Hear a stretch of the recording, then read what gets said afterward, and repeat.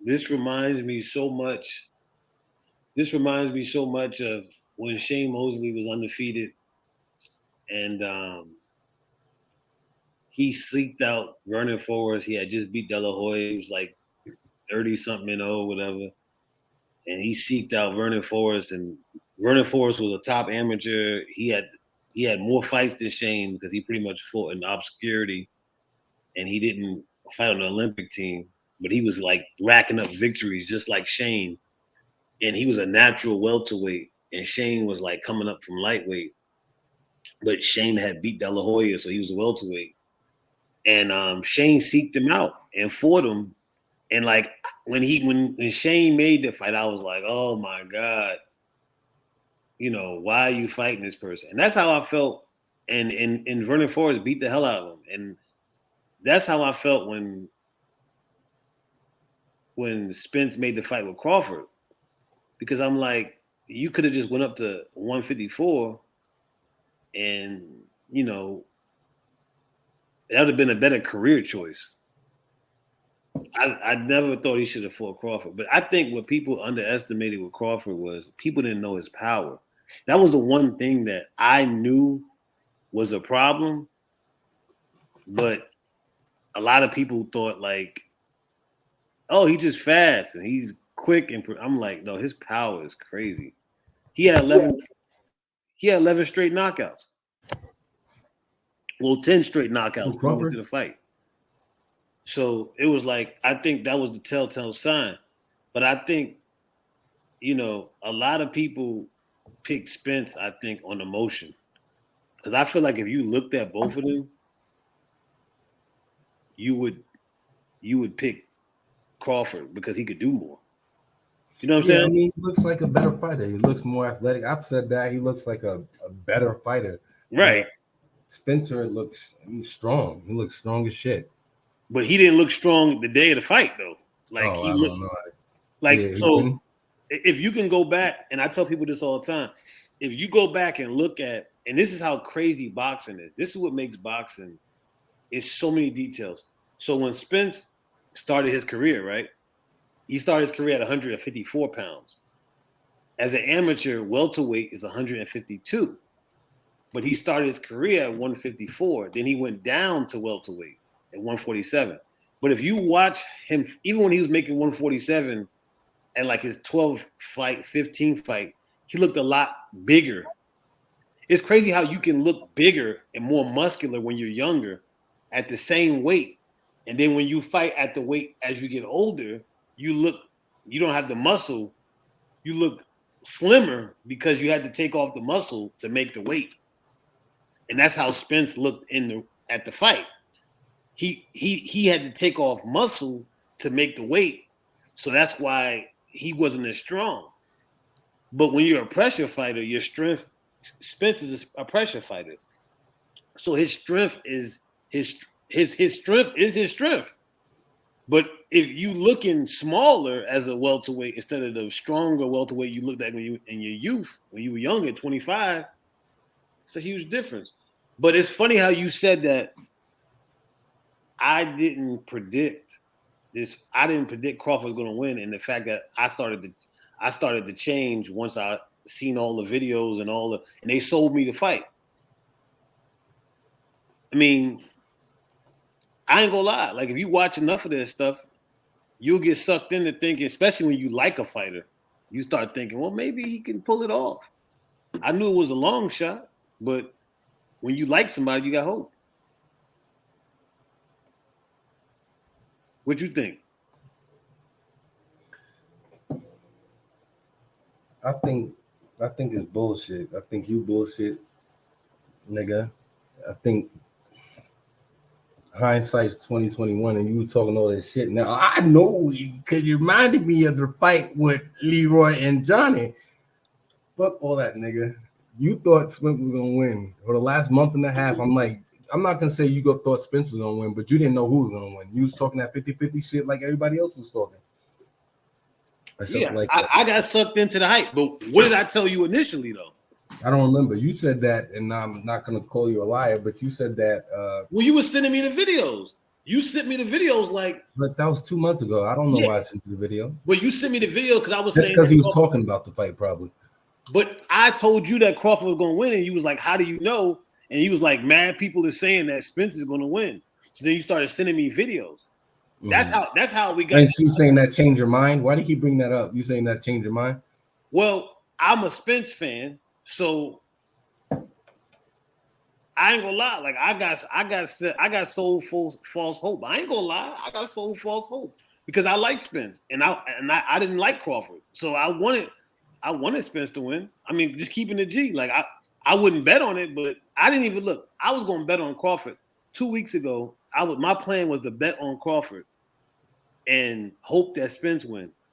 But then when I seen the odds, I was like, and then I was like, and then I was like, I didn't really want the money. If I'm keeping the G with you, like I didn't want $20 or $40 betting on with Crawford because I'm just like, I don't fuck with Crawford like that. I'm just keeping the G. I didn't like Crawford like that. As I started to look at the videos of him and his personality came out more, I started to have a lot more respect for him. Like you were saying that you said something about the pit bulls. He said he do. Yeah. He I know he fucks with them dogs. So I'm like, oh, this is a country boy.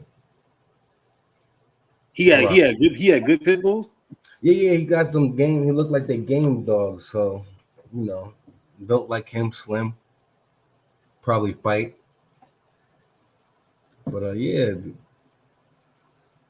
he seems cool. He seemed cool. I seen the interaction with both of them on stage, and Spence was like, "Yeah, man, I want to thank you for giving us the opportunity or some shit like that." No, yeah, he thanked Spence. Yeah, he thanked Spence.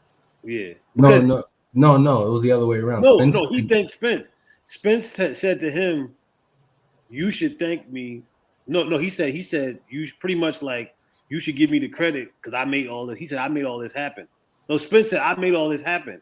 So then Crawford said, "Thank you," like because it was like the biggest weigh-in, one of the biggest weigh-ins of all time. So they they about to get paid. They know what Spence know what he just did. That's why Spence said, "You should thank me for making this happen." So Bud shook his hand. But I thought that to me was kind of crazy because I felt like Spence pretty much signed his own death certificate. You know what I'm saying? Right. Like because he didn't have to fight him. And it didn't make sense to me. But see, Spence didn't even know, I think he didn't know how good Bud was. But he said, like after in the post fight, after the fight, he said, "Well, did Bud surprise you? Like, did his speed and his power surprise me?" Right. He was like, "No. I mean, I knew he was fast. I knew he could punch." And I'm like, "Are you sure?" Because I mean, you pretty much. I mean, you didn't look like you knew. Because you wasn't doing the things to avoid it. Right.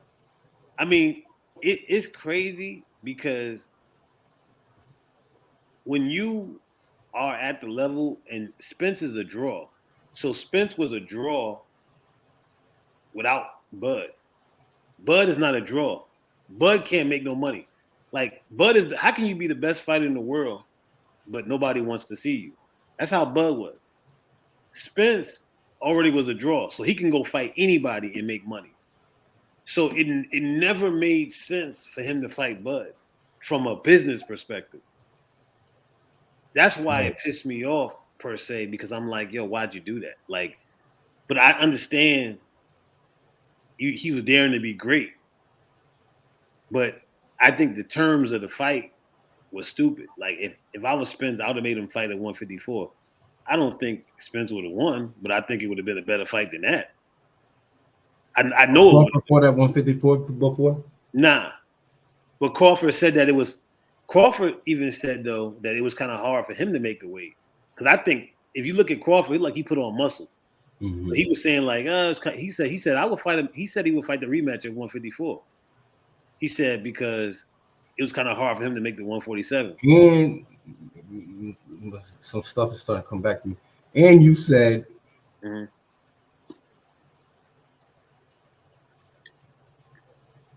that Spence's trainer was way better. I did say that because he won Trainer of the Year. Like Terrence Crawford trainer is like this fat 5'7" heavyweight named Bomac, whose record was 7-21 as a fighter. What they got to do with training? Nothing. I honestly, well, it means that he can't train him physically. Bomac can't hit the mitts with him. He can't do certain stuff with him side by side. How much is hitting the mitts? Does that really matter? Yeah, of course it matters. Hitting the mitts, yeah. I mean, is it everything? No. Does it mean that the people who hit the mitts the best are the best fighters? No. Because that'd be Ryan Garcia was the king of the mitts. Right. But it does help your timing. It does help your speed. It does help your balance. But it's not everything. But I'm just saying that's like how you.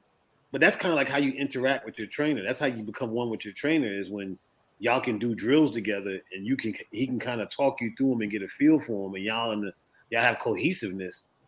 You know what I'm saying? Right. That means something.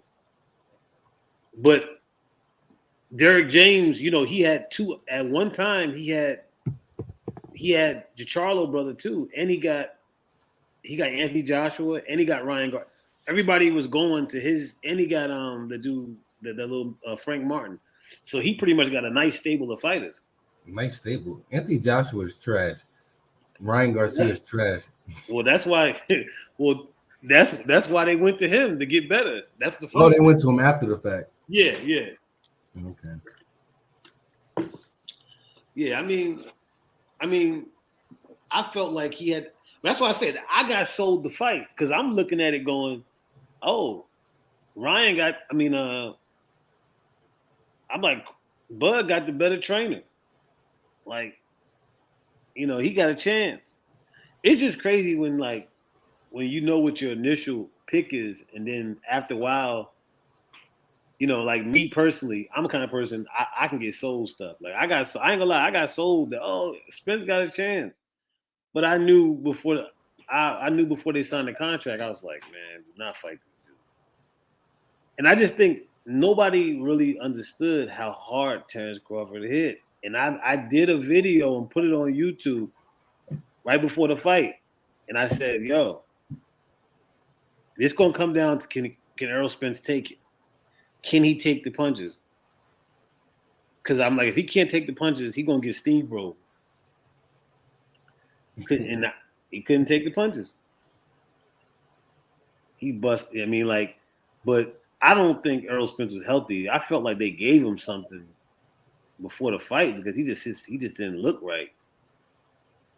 His skin and everything, he didn't look right. Well, I'll tell you one thing, he didn't look right after the fight either, so. Nah. Yeah, they was making jokes and stuff. They were saying, Bud knocked his teeth out and all types of stuff. A lot of people felt bad. A lot of people felt bad for him, though, because they felt like, he took too much of a beating. But that's so funny that you say that you didn't know that I picked Crawford initially. Why is it funny when the last month and a half you was on a 50-50 Shane? You just said you got sold the fight. So why is that funny? I did. So why is it so funny? Because you trying to sit there and say I didn't pick.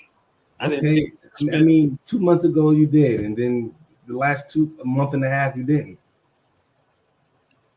Yeah, because my emotions got involved. All right, I didn't say why you said what you said. You just said what you said, and I'm just saying what you. You know what I mean?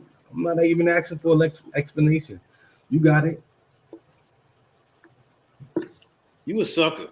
Right, because you can't pick fights, nigga. No, you a sucker. This is the second lost fight you done picked. You a sucker because you don't know shit about boxing and you a casual, but you want to talk shit like you know something. I'm not talking shit. I'm just throwing what you saying out. You, as far as I'm concerned, you stupid. Everybody's a casual boxing fan. Really? Yeah. No, you are. I'm not. Everybody is. Everybody is. No, not everybody. Not 90% of those people that went to Vegas are casual boxing fans. Like Boosie? 90%. Like Boosie? Like Bootsy. So Charleston White. Oh, Charleston White went to the fight? Yeah. That's crazy. You know, he's from Texas. What did he say? He said he don't like Spence, and he's a fucking neighborhood drunk, and maybe he should start getting drunk again. That's what he said? Yeah. Oh, after he lost? He said that after he lost? Yeah. But he wasn't going for him though, because I don't think he rocked with him like that. That is crazy. Charleston White is just like, it's funny because it's like you feel like somebody gonna touch him. Like, I can't believe like he's still walking around. Like, does he have security? No. Oh my god. I don't think so. He talks hella shit. To who though? Huh? To who? These rappers? Yeah, I mean, yeah. Anybody. So you said that Charleston White and who else? So you said everybody's. Oh yeah. So what do you think about them saying now that Terrence Crawford is the best fighter ever and he could beat Floyd Mayweather now? Well, I think that's silly in regards to Floyd, but I mean, this is common. It's common psychology. It's like the moment. People always are lost in the moment. They'll die down and people get back to their senses or their right mind. But after the so you don't think he can beat Floyd? Nah, I don't know. Floyd's old. I don't know. No, I'm talking about young. They talking about young. They ain't talking about Floyd now. Oh, I'm about to say. Look. He probably could beat this Floyd right now. Right, that's what I'm saying. 50 years old. Right. Nah, I don't think so. People forget that at 36, Floyd beat the other pound for pound dude, Canelo. So won't Spence fight Canelo? That'd be a good fight. Well, now.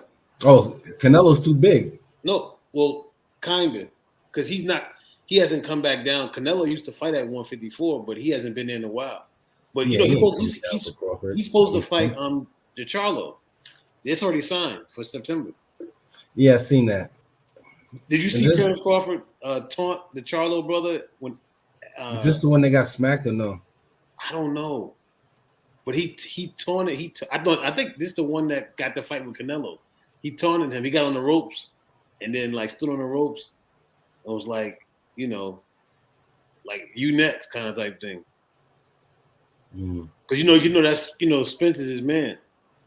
Well, that's Spence's man. Yeah, that's his stablemate. They used to be. I don't know if because I know one time they were all in the same. Oh yeah. Because I remember them talking shit on one of those podcasts, talking about now Crawford could get that work. They got their voice. Right. Crawford could get that work. Right. Spence is my man, or whatever. But Crawford, I don't know that nigga. Right. This is it.